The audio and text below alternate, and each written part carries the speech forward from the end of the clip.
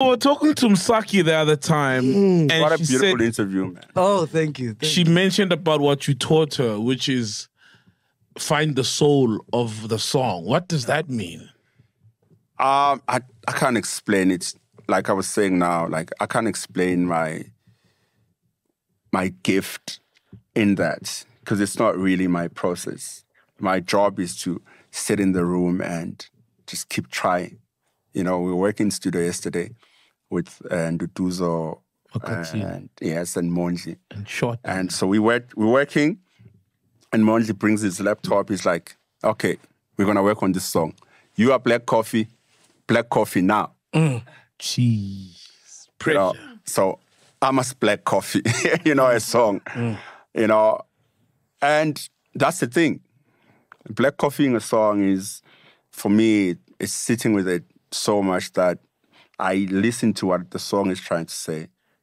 You know. Would you say you're anal about your music? Because she mentioned that you sent the song that you guys did with Msaki 32 times. No, yeah, very pedantic and detailed. And you can find that the 32nd version, which is the final one, is not even as nice as the first. Yeah. But that's the one I want. You know, I like calmness. I like being in a space, an environment I can control. You know, I don't just like dive into things that are, in the end, I'll be like, damn, I'm in this wave, and how do I get out? Because people want the hottest songs from me. That's why I'm very clear when producers come, singers globally, guys come, and they like, we want this type of song, and I'm like, I can't do it. No. Who have you enjoyed working with? Because, I mean, if I'm an artist and you're sending the song 32 times, eventually I'm going to be like, come on, dog. No, because I send that 32 times to an artist, you know, who's like Msaki, who's also the same. Yeah. But who have you enjoyed working with? Because you've worked with so many people, man. Oh, man, everyone. But, you know, what would stand out for me right now is the David Guetta experience. Wow. Because he's such a big artist, and you would just assume that he doesn't even make his own music. Yes. That's what I assumed as well. Yeah. So he was in studio? We were in studio. We booked a studio in LA. Because it's got a coffee sound, that song. Well, I had to make sure. Yeah. But we were in studio in LA, and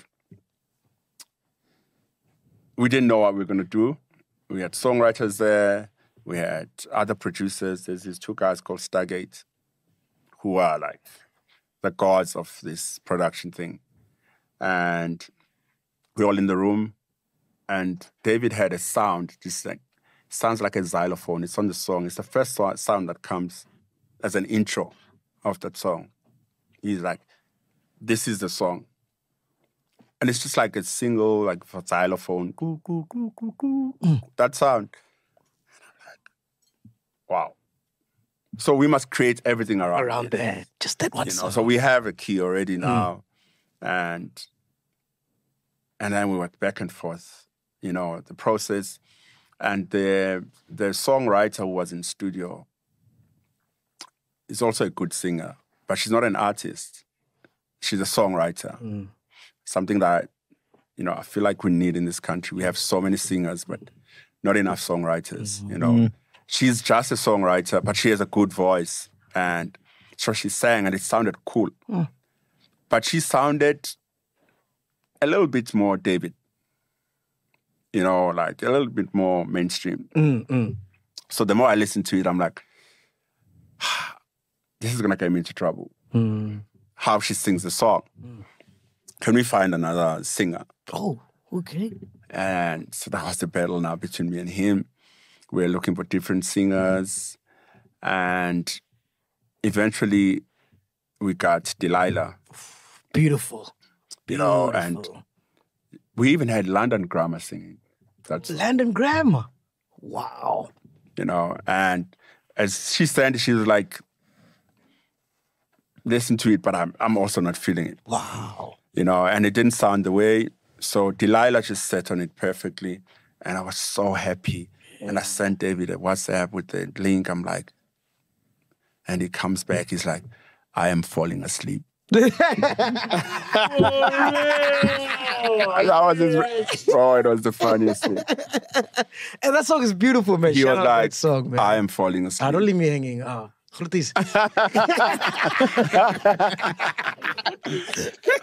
So that was our back and forth, and respect and understanding. And I'm like, no, this is what I want. Yeah. And in the end, he was like, okay, we can use her. But in his DJ edits, when he plays the song, he plays the version with the other singer. Oh, wow. Oh, for real? Yeah. Jeez, that's crazy, man. Yeah. Have you done other features that we might not know, like that never saw the day of light? I've done stuff. Worked a lot with Kelly Rowland. We've got songs that we haven't released. I've done stuff with BurnaBoy. BurnaBoy? Like recently? 6-7 years ago. Oh, okay. Well, when I was living here in the country. No. We did it in New York. Oh. So the craziest story is, I'm in studio with SwizzBeats. He's playing his album at that time. And he plays this one song, and I'm like, BurnaBoy would kill this song. Wow. And he's like, who's that? So studio's full, and I'm like, go on YouTube. I show them. Yeah. They were like so blown away. Wow. They didn't know the guy. Like, wow, this is so amazing. Do you know him? I'm like, no. Yeah. I also don't know the guy. I love his music. Yeah. And then the following day he texts me. He's like, man, I can't get over that guy. And I've been looking for him. I think he's in New York. Please tell me that. Then I'm like, okay. He's basically telling me to find him. Yeah. So I text Dalez. I'm like, and Dalez, I mean, I'm cool, but we're not friends like that. I'm sure he was also like, whoa. Hey, Nazi, hey. So I'm like, man, looking for BurnaBoy's thing, and he sends me, and I call him. And he picks up, and I'm like, and he was so happy, Wow. I'm like, listen, I'm in New York as well. I hear you here. He's like, yeah, I have a show. I'm like, SwizzBeats wants to work with you. And at the time, I was doing stuff with Casey and Puff. So that day, I had a studio session. So I couldn't be in the SwizzBeats and Burna session. So he's like, man, that's amazing. Hook it up, and then I arrange everything. And so Swizz met BurnaBoy before I met BurnaBoy. Yeah. Because they met through me, but I wasn't in the session. You know what I'm saying? So then when I finished my session, I went, and which was like 2 hours later, I think they'd done like 6 songs. Wow. And I walked in, and she's like, I have never seen anything like this, And this is a guy who's worked with DMX. No, it's like I've never. BurnaBoy is a machine. And this is like I said, 7 years ago. Wow. So we did a song. And who else? I recently did a song with Alex Isley. I know for sure you won't know. No, we don't. Isley Brothers. Yeah. Yeah. From the Isley Brothers. Yeah, she's the daughter of. Really? Whoa, now. At least, yeah. At least Some soul. Got some relatives. At least, yeah. Some soul from soul. Yeah, she's brilliant, Yeah, I love making music, but sometimes I'm not confident about just putting it out there. I did a song with Shasha as well, which is finished, but I'm like, So do you ever doubt your dopeness? I'm not sure about this. I doubt the release. I love the song. I played it in my car. Like now I'm playing a new song we're working on. I'll play it in my car. You guys don't deserve everything we do. Nah. Some stuff I'm like, Nah. why? just wait. Nah. Getting high on my own supply. Yeah.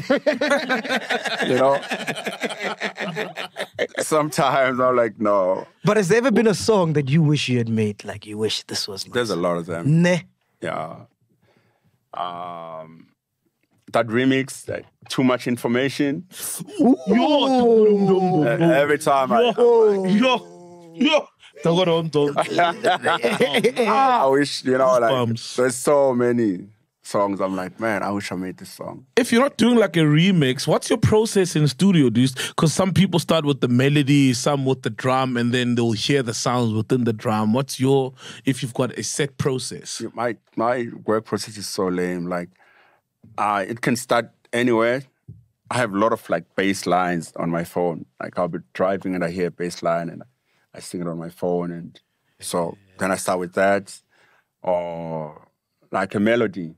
That's how Superman was made. You know, like I had a melody and I sang it on my phone. And so I start, it's different things. But if I'm on my own and I want an artist to sing, I make the most basic beat. The most basic. Because I think remixing is my strength. So it's going to be a basic beat, and then I send it to the artist. Then when it comes back with the vocals. Then it's a remix. I don't know if I'm making sense. No, I get it 100%. So that's where then I kind of like change that into, you know, something stronger.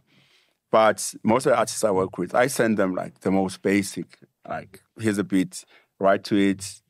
And even Elaine, we're doing a song. Wow. I did the same. Like we did some studio time in LA, like for some time, you know. And then with Umsagi's, like what she was saying, then it keeps changing. Sure. Because I'm now like really working based on the melody, you know. Yeah. So when the Grammy comes, is that like a validation to say, yeah, no, I'm fucking dope, man. I'm a beast. Definitely. Nah. You know, and at first you're like, these awards, this, that. You know, for me, it was such an important thing because from an early age, I had an ambition to go global. And I didn't mince my words about it.